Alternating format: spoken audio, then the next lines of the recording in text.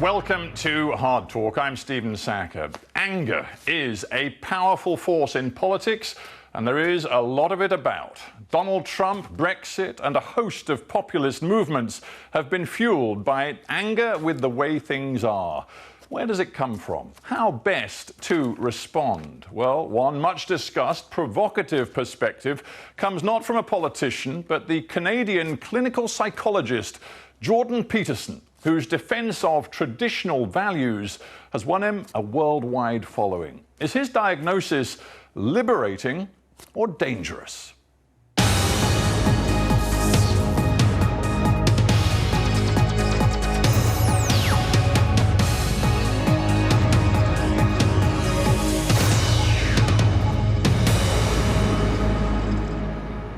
Jordan Peterson, welcome to Hard Talk. Thanks for the invitation. At the beginning of this year, you wrote this book, 12 Rules for Life, an Antidote to Chaos. And in the 6 or 7 months since, around the world, it's sold pretty much 2 million copies. Yeah, it's pretty coming extraordinary. up on that. Yes. You have struck some sort of a chord. Why do you think that is? Because I'm having a serious conversation with my viewers and listeners and readers about how to structure their lives individually and the relationship between responsibility and meaning. And it's a level of discourse, I would say, or a level of analysis that people don't often have an opportunity to participate in or to hear. It's filling a need in our culture, apparently. A search for meaning, is it also appealing, reaching out to people, and in particular men, it seems, from all the surveys, men who are angry and who feel lost and alienated? Well, I don't think it's reaching out to them because they're angry. I think that it's reaching out to people who are alienated, certainly. There's lots of people who are alienated. I think that it's partly focused to some degree on young men because my YouTube channel is very popular and most of the people who watch YouTube happen to be young men. So that's skewed the listening audience in terms of that demographic. It isn't obvious that it's only young men that are buying the book. That's much more mixed. Yeah, there are many books out there, and over the years many published, which talk about a meaningful life and how to live it. And you call yours Rules for Life. I mean, you could perhaps characterize it as a form of self-help, but there are very few of those sorts of books that go into great detail about the dangers of Marxism, talk about the history of Mao's China, Stalin's Soviet Union. There's a real political content to your book, and I wonder why you are so preoccupied with reminding your individuals, who you say are searching for meaning, reminding them so repeatedly, so often, about the dangers of totalitarian communism. Well, I'm not. I mean, there's only a section in one of the chapters that actually deals with that, although there are motifs that run through it, but it's more a matter of being concerned about collectivist ideologies in general and the danger of ideological thought as a means of guiding yourself through life. So, I mean, one of the failures that characterized the communist totalitarian states, and equally on the fascist side, was the failure of individual character. Because, for example, in the Soviet Union, equally in places like Mao's China, people were called upon to falsify their own experience, to lie in the service of the state, to not say things they needed to say, and to not stand up when they should have stood up. I'm just wondering whether it's your analysis that if you look around the world today, but particularly the Western world, which you focus most of your attention upon, you see a real danger of some sort of renewal of a neo-Marxist tendency in society. You certainly see that in the universities. The universities in North America, and to some degree in Europe as well, are, especially in the social sciences and the humanities, are completely dominated by a left-leaning political agenda. The stats on that are crystal clear. Most of that's been generated by Jonathan Haidt and the Heterodox Academy. There are very few centrists or right-leaning people in the academy. And that means that the discourse on campuses has become increasingly radicalized. And the problem I have with that isn't the fact that it's left-wing, it's the fact that it's extreme. And if the same thing was happening on the right wing, I would be equally perturbed about that. But it's not. And the problem is that we as a society don't know how to parameterize the excesses of the left. That's our problem, right? We know perfectly well that the left can go too far. That happened many times over the course of the 20th century, but we don't know when. And so we don't know what the danger signs are, the markers. But with your focus on what you see as the real dangers of the left and its totalitarian inclinations... That's not my focus. My fundamental focus is on the necessity for people to adopt individual responsibility. Right, but if I just may continue my thought, what it seems to me, beyond doubt, just reading your own writings, but also reactions to your own writings, is that you have found a way of appealing to and winning the sympathies of a great number of people who, to be sort of crude about it, are supporters of Donald Trump, who are by nature, it seems, interested in the populist movements that we see in many different parts of the world right now, and some of whom identify with this phrase, the alt-right. And I wonder how you, as a psychologist and an academic, feel about the nature of so many of the people who sympathize with you. I don't think it's true. I think that that's a vision of my followers, and I don't think of them as followers. I think of them as viewers and readers and listeners. I know perfectly well. I've talked to 150,000 people in the last 3 months at 55 live events. I understand my audience, and I know perfectly well that the vast majority of them are there because they were rather disoriented in life for various reasons and have decided to develop a personal vision and to take more responsibility and to try to tell the truth as best they can, and that's actually helping them a lot. That's what's happening. The thing is that... But would you recognize there's an overlap between the sorts of people who can deeply sympathize and find a resonance in your message, and many of those who have turned to Donald Trump in the United States right now? I mean, well, there's some overlap because there's like 30 million people watching my videos, so there's overlap across the entire political spectrum. But the thing is that in the discussions that I've had with people, let's say in the mainstream media, about the response to me, there's a chronic and constant attempt to make it political. It's not political. What I'm doing is not political. It's psychological. And so, like, I talk to at least... Of course, but you can't control the way in which your words and your messages are perceived and used by others. But I also know perfectly well... well... I'd be kind of interested to know whether you're worried about it. Well, of course I'm worried about it, but I also know that I've received hundreds of letters from people who've indicated quite clearly that they were attracted by the blandishments of the alt-right, let's say, and that they've been led back to the political center as a consequence of listening to what I've been telling them. Would it be fair to say that one of the core messages of your book is that we underestimate the power and the relevance and the importance of old stories and myths, including the Christian Bible, but also including a host of other stories, which you say have survived the test of time and tell us truths about ourselves, which many people today, and you, I think, would then say many people in academia today who are into sort of constructivism and relativism, are missing the truth of old verities. Would you agree with that? Yes, I would say that's definitely a theme that runs through the book, is that there's wisdom in traditional stories that we need to understand, not merely believe, but also to understand. And so, for example, last year I did a series of 15 lectures on Genesis, right? And most of that audience was young men, and that's been viewed by millions of people online now. And the Bible in particular, I mean, you say the Bible, for better or worse, is the foundational document of Western civilization. It is careful, its careful, respectful study can reveal things to us about ourselves and what we believe and how we should act, more than can be discovered in almost any other matter. Yes, the Bible's central, it seems, to your belief system. It's certainly central. It's central to it's central to Western culture. It's the foundational document of Western culture. I mean, and this word truth, which is quite an important word for you, you think the Bible contains irrefutable truth. Well, I don't know what irrefutable means necessarily, but it certainly contains a form of truth. I mean, it's a narrative form of truth. It's the same form of truth that you see presented in front of you when you go see movies, for example, or when you read great literature.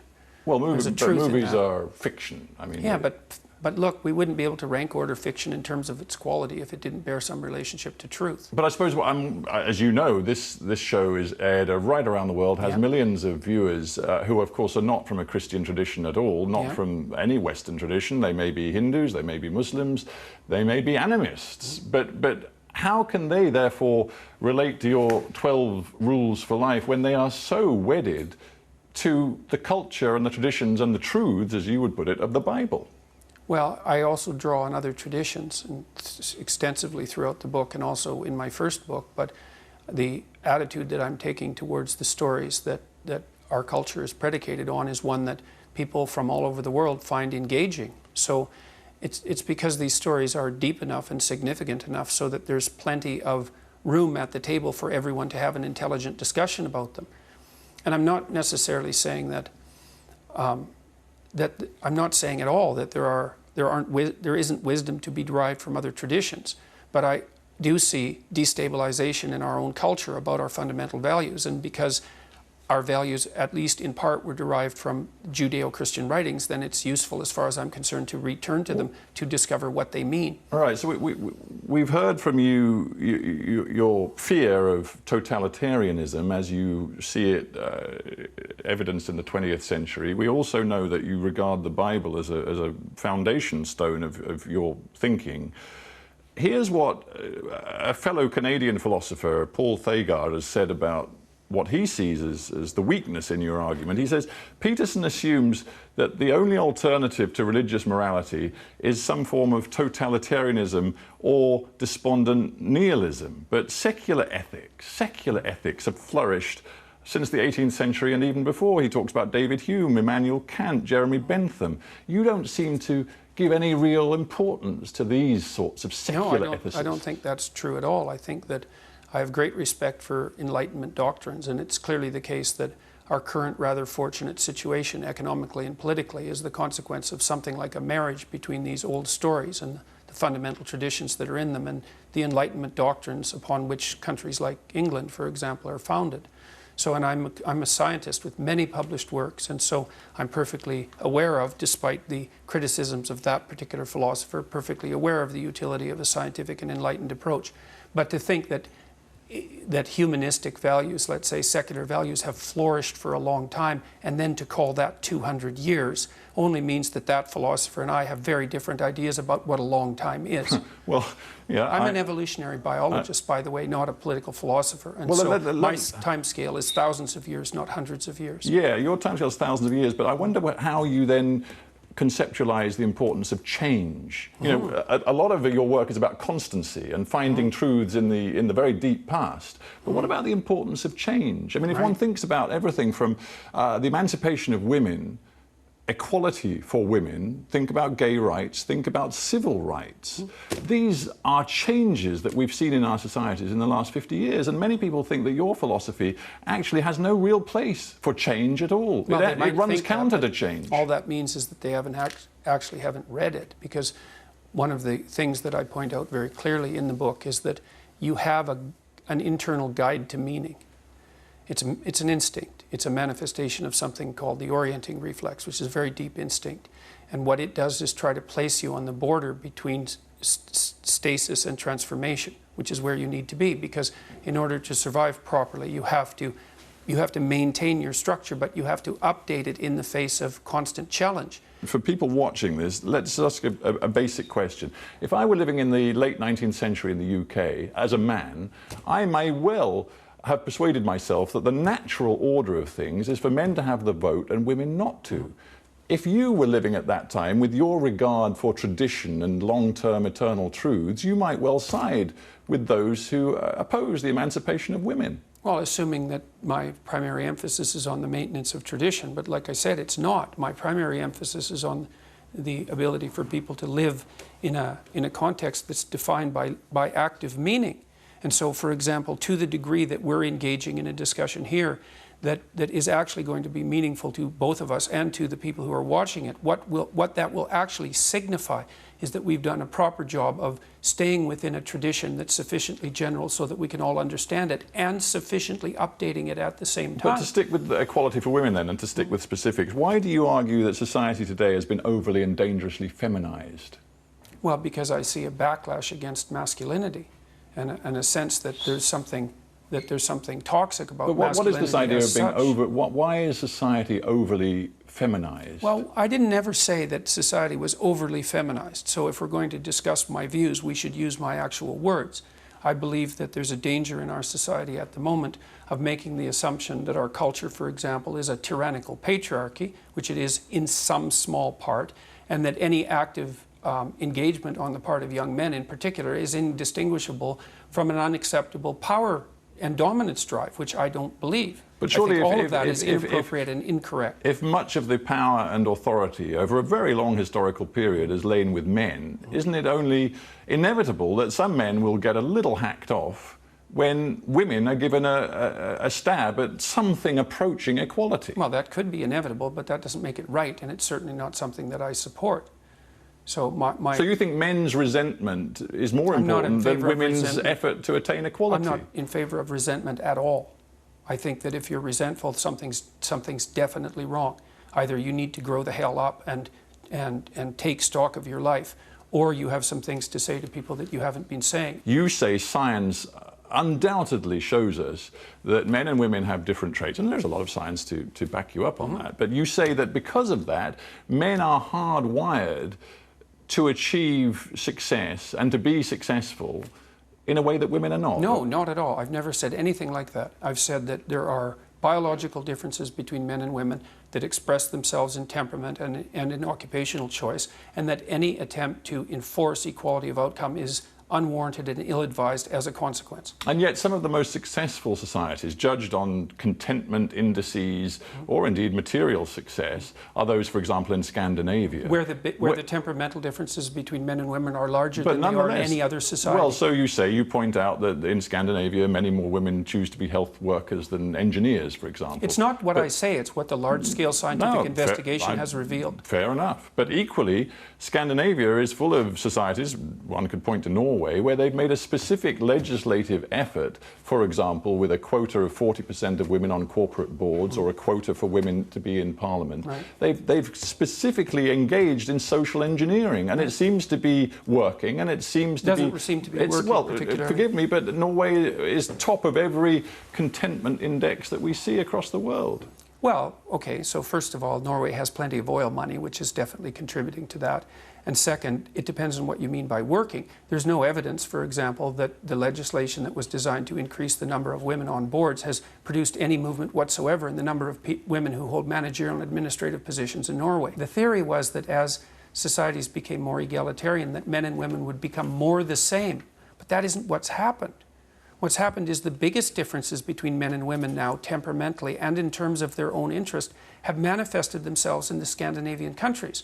And so what that will mean is that men and women will make different choices in occupation if you let them have free choice. Now, what are we supposed to do? Are we supposed to stop that from happening? Is that the feminist perspective? Let's get back to a word I used before and ask you directly. Do you approve of, do you think it's a dangerous word, equality? This word equality. I approve of equality of opportunity, but I think that equality of outcome considerations are detestable and dangerous beyond belief. So for you, whether it be gay rights campaigners, civil rights campaigners, or indeed women's rights campaigners, if they want to see equality deliverable in outcomes, they are damaging society, are they? Well, it depends on how far they go with it. I mean, and how they measure it. I mean, these are very difficult technical issues, but if your a priori axiomatic assumption is that if there are differences in outcome, those are a consequence of patriarchal oppression, then it's a non-starter as far as I'm concerned, because there are multiple reasons for unequal outcome. Do you think it was helpful for you to base a lot of your science about the difference between genders on lobsters? Well, I haven't based any of my science about the difference between men and women and You lobsters. talk about how lobsters and humans behave the same, and in that context you said girls aren't attracted to boys who are their friends, are attracted to boys who win status contests with other boys, and you describe that in the same breath as you describe how male and female lobsters behave. It isn't me that makes those cases. That's a truism of evolutionary biology. If you, one of the Is it a truism of evolutionary biology that what we learn from lobsters can be applied to humans? Well, some of it is, because the neurochemical structures are very, very similar. So, and it's also the case that one of the things... I mean, I'm no expert, and I know that... Yeah, but I am. Yeah, and I know that you can command a lot of science that I cannot, but it just seems to me, on the face of it, to be somewhat bizarre to compare lobsters and humans given the different size of their brains. It is bizarre. That's exactly why I did it, because I was trying to make the case that one of the chronic leftist criticisms of Western society is its hierarchical nature. And that's often put at the feet of, let's say, Western society, patriarchy, and the capitalist system. It's part of the Marxist critique. But hierarchies have been around for 350 million years, and so you can't place them at the feet of the Western political system. And they've been around for so long that our neurochemical systems have evolved to match their existence. I mean, is it study of lobsters that's also one of the foundations for your belief that, you know, a mother and a father are crucially important to the raising of a child? It's certainly the case that they're crucially important if you compare them to single parents, because all of the developmental literature indicates that the outcomes for children who have two parents are much better than the outcomes for children And physical who have one. punishment for children, efficacious as far as you're concerned? Minimal necessary force is the proper principle for discipline in any sort of relationship, and you have to negotiate that with your child and with anyone else that you interact with. You see, and that's definitely the theme that motivates Chapter 5, which is called "Don't let your children do anything that makes you dislike them." So obviously, discipline for children is necessary, and negotiating how that's going to be done is very difficult. It is interesting. I mean, you are an advocate, in essence, for toughening up, for, I mean, you say things like, you know, men have to, I don't know if you ever use the phrase, but others do, man up in a way that they consistently fail to do. I usually mention that they should stop being pathetic weasels. Pathetic weasels, yeah, right. So I guess that would fall into the toughen up category. So I suppose one odd thing about you and the way that the public debate around you has worked out is that you seem so brittle and thin-skinned about criticism.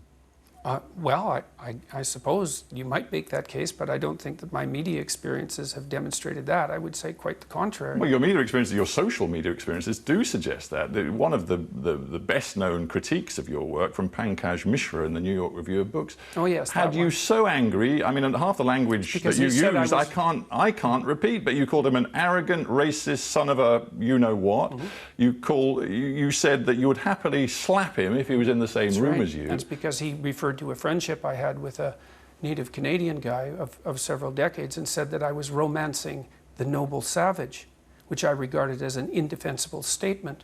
And if he had been on the right, you can be sure he would have been torn to shreds by the Twitter What about mob. some of the values you tell all the rest of us that we must try to pursue? I mean, humility is one of them. You say you must assume the person you're listening to may know something you don't. Yes, you should try to do that on the off chance that they can tell you something that you don't know. But you just see it an off chance, because well, you're pretty convinced it was an ironic comment. I'm more convinced that I would rather know some things that I don't know. And I do listen to people very, very carefully, just like I'm listening to you very, very carefully. And I do that because I would rather know some things that I don't know than be completely sure that what I already know is correct. That doesn't mean I won't defend my points, but I'm very good at talking to people and listening to them. I've been doing it for thousands and thousands of hours, and I've learned plenty from people that I've disagreed with. Because your success is very striking. I just wonder, and you talk a lot about success and what leads to success. Has your success made your life more meaningful? I would say yes, but it's... In what ways? Well, it's more intense. The stakes are higher. The impact is larger. The amount of responsibility I bear for what I say has increased, and the number of people that I'm affecting has grown immensely. And so all of that's associated with a deeper sense of meaning, but it's not without its cost. I have to be very careful for all sorts of reasons. And so I'm trying to be very careful and bearing in mind that what I'm saying is going to be disproportionately impactful. But I do believe, mostly from watching my audiences, let's say, in my public tours, that the primary effect that I'm having is in helping individuals establish themselves more firmly in their personal and public lives, and that's working very well. Jordan Peterson, we have to end there, but I thank you very much for being on HARDtalk. My pleasure. Thanks for the invitation.